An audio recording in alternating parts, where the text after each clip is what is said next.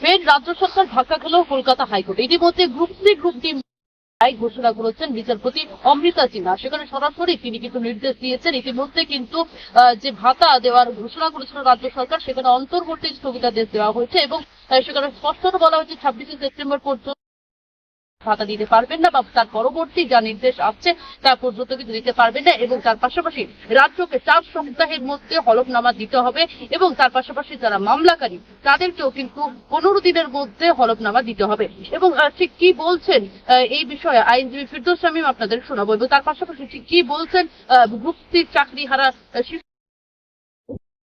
দাদা। যে ভাতা দেওয়ার রাজ্য সরকারের সিদ্ধান্ত ছিল, সেখানে মামলার শুনানি ছিল, কি উঠে এলো মামলা? আজকে মহামান্য বিচারপতি অমৃতা সিনহা তিনি অন্তর্বর্তীকালীন স্থগিতাদেশ দিয়েছেন। এই যে স্কিম ডিক্লেয়ার করেছেন মাসে 20,000 এবং 25,000 দেওয়ার যে স্কিম, সেটিতে অন্তর্বর্তীকালীন স্থগিতাদেশ দিয়েছেন। কারণ খুব পরিষ্কার, দেখুন, যাদের কাছ থেকে টাকা ফেরত নেওয়ার নির্দেশ ছিল, যারা টেন্টেড ক্যান্ডিডেট, যারা ফাঁকা ওএমআরশিট জমা দিয়ে চাকরি পেয়েছেন, তাদের কাছ থেকে টাকা ফেরত নেওয়ার নির্দেশ। 12% সুদ হারে টাকা ফেরত নেবেন। শুধু তাই নয়, তাদেরকে প্রয়োজনে সিবিআই কাস্টাডিতে নিয়ে ইন্টারোগেশন করতে পারে। কিন্তু আজকে আমরা কি দেখছি যে রাজ্য সরকার তাদের কাছ থেকে টাকা ফেরত নেওয়ার বদলে উল্টে টাকা দেওয়ার বন্দোবস্ত করেছে। আজকে মহামান্য বিচারপতি অমৃতা সিনহা সেটিতে অন্তর্বর্তীকালীন স্থগিতাদেশ দিয়েছেন 26শে সেপ্টেম্বর পর্যন্ত। ইন দ্য মিন হয় 4 সপ্তাহের মধ্যে রাজ্য সরকার এফিডেভিট দেবে, তারপর 2 সপ্তাহের মধ্যে আমরা এফিডেভিট দেবো, তারপর ম্যাটারটি আবার শুনানির জন্য আসবে। দাদা, এতে যোগ্যরা কি বারবার পরিস্থিতির শিকার হচ্ছে না?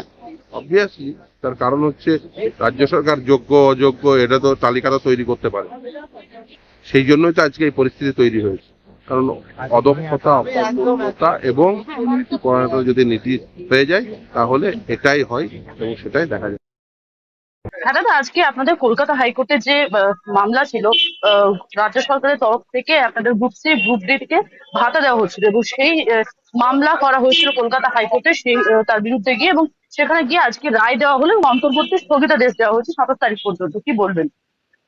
প্রথমত আমরা প্রথম থেকে বলে আসছি, আমরা যারা মধ্যশিক্ষা পর্ষদে যারা অনশন করেছিলাম তারা প্রথম থেকেই বলে আসছি যে এই ভাতাটা যেটা দেওয়ার চেষ্টা করছে সরকার, তার নোটিফিকেশন যখন বার করেছে সেই নোটিফিকেশনটাকে সরকার কলুষিত করে ফেলেছে।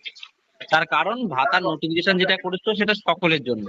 আমরা বারবার বলে আসছি যে যোগ্যদের সঙ্গে যদি অযোগ্যদের ঝুলিয়ে যদি কোনো কাজ সরকার করতে চায়, সেই কাজে কিন্তু কোনোভাবে সেই কাজ ফলপ্রসূ হবে না, সববার ব্যর্থতায় পর্যবসিত হবে। তাই বারবার বলা হচ্ছে যে যোগ্য গ্রুপ সি যে 1255 জন আছে এবং যোগ্য গ্রুপ ডি যে 2139 জন আছে, অর্থাৎ টোটাল 3394 যে যোগ্য শিক্ষাকর্মী আছে, তাদের যদি সরকার তাদেরকে নিয়ে যদি কোনো পদক্ষেপ নেয় এবং তাদেরকে বাঁচানোর শুধু চেষ্টা করে, তবেই তারা বাঁচাতে পারবে। কিন্তু সরকার কখনোই অযোগ্যদের হাত ছাড়তে চাইছে না।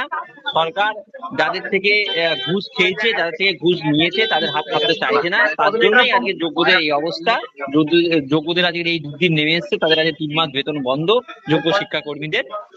তো এই অযোগ্যদের হাত ছেড়ে সরকারকে বেরিয়ে আসতে হবে এবং যোগ্যদের জন্য শুধু লড়তে হবে। না লড়লে একইভাবে বারংবার যতগুলো পদক্ষেপ সরকার নেবে সব পদক্ষেপেই সরকারকে হারতে হবে।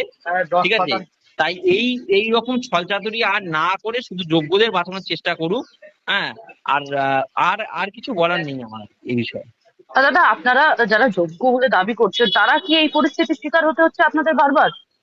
হ্যাঁ, সে তো অবশ্যই হতে হবে। আপনি ভাবুন, সরকার একবারও এই কথাটা বলছে না যে টোটাল 20 লক্ষ শিক্ষাকর্মী পরীক্ষা দিয়ে, সরি ভুল বলা হলো, টোটাল 20 লক্ষ পরীক্ষার্থী পরীক্ষা দিয়েছিল। তার মধ্যে এই স্বল্প সংখ্যক ভ্যাকেন্সি ছিল 2037টা গ্রুপ সিতে এবং 3880টা হচ্ছে গ্রুপ ডিতে। তারপরে এত দুর্নীতি করেছে। এই দুর্নীতির পরেও এই যে 1255 জন যোগ্য গ্রুপ সি এবং 2139 জন যোগ্য গ্রুপ ডি, তারা কতটা মেধা থাকলে, কতটা ভালো পড়াশোনা থাকলে তারা কিন্তু এই চাকরিটা অ্যাচিভ করতে পারতো, সেই কথাটা কিন্তু ওনারা কোর্টের সামনে কোনোভাবে তুলে ধরছে না যে এরা যোগ্য থেকেও আরো বেশি কিছু, এরা যোগ্যতম, এই জিনিসটা তুলে ধরছে না। এবং শুধু এদের জন্য ফাইট করছে না, যাদের এগেনস্টে কোনো রকম কোনো অ্যালিগেশন সিবিআই, তারপর হচ্ছে বাক কমিটি বা আর্টিকেল 12 অথরিটি অর্থাৎ সরকার এসএসসি বোর্ডের নেই, এই কথাটা তুলে ধরছে না। তার জন্য আজকে আমাদের এই পরিস্থিতি। যতক্ষণ না তারা অযোগ্যের হাত ছেড়ে শুধুমাত্র যোগ্যদের হাত ধরে এই পথে এগোবে এবং তাদের জন্য কিছু করার চিন্তা ভাবনা করবে, ততবারই সরকার সহ আমরা এই ভোগান্তির শিকার হবো, আমরা এই যোগ্যরা এই ভোগান্তির শিকার হবো। অসংখ্য ধন্যবাদ দাদা। বাংলা হান্টের আরও খবর দেখতে নজর রাখুন। বাংলা খবর মানেই বাংলা হান্ট।